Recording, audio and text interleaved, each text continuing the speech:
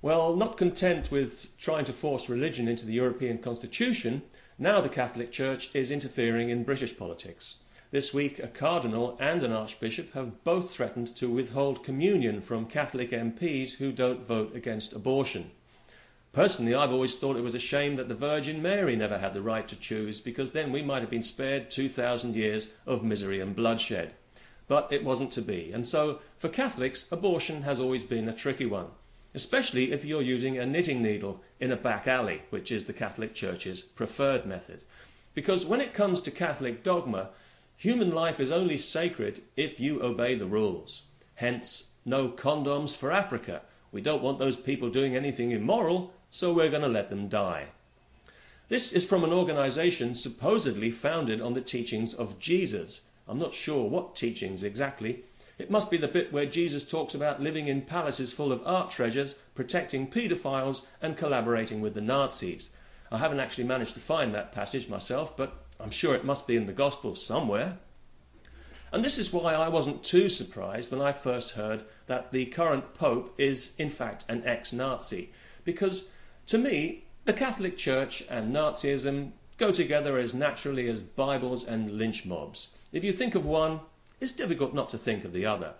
Indeed, I've often thought that it was just bad luck for the Catholic Church that Nazism never became respectable, because they put all their chips on the number of the beast, but it just didn't happen for them. Although the Pope, who actually collaborated with Hitler by ignoring the Holocaust, is now being made a saint for his trouble. That's right, Pius XII is being made a saint, which has got to be the cheekiest thing I've heard since Henry Kissinger had the nerve to accept the Nobel Peace Prize. I'm not sure why it is that the Catholic Church exudes this aura of not so much evil as, well, actually, yes, evil. I think this whole celibacy thing has a lot to answer for, because there's got to be so much repressed energy there with nowhere to go. I mean, that's bound to cause a few short circuits. I can understand somebody being celibate if that's how they're comfortable, but if you're doing it as a penance, denying your most powerful basic urges because you think that God is going to be pleased with you, well, I think you should see a doctor, because those inner demons that you're struggling with so manfully are really nothing that a $20 whore couldn't put right in a couple of minutes. But of course you couldn't do that, because that would be sinful. Much better to insert your penis into a choir boy and then carry on lecturing dying Africans on sexual abstinence. If any cardinals or bishops are watching this video, let me ask you a question. On a theological level, is it more of a sin for a priest to rape a child while wearing a condom or not wearing one? How much more evil is it to wear the condom? And would it be okay, i.e. would you keep quiet about it, if he went to confession afterwards and truly repented?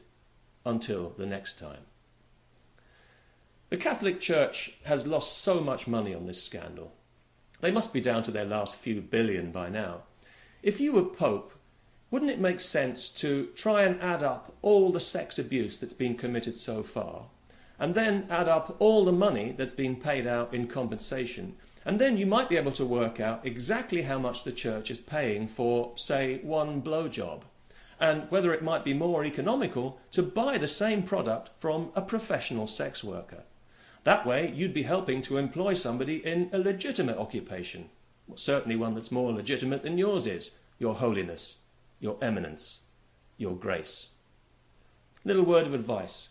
Clean your own stained glass windows before you start cleaning everybody else's, and then people might take you a little more seriously. Peace.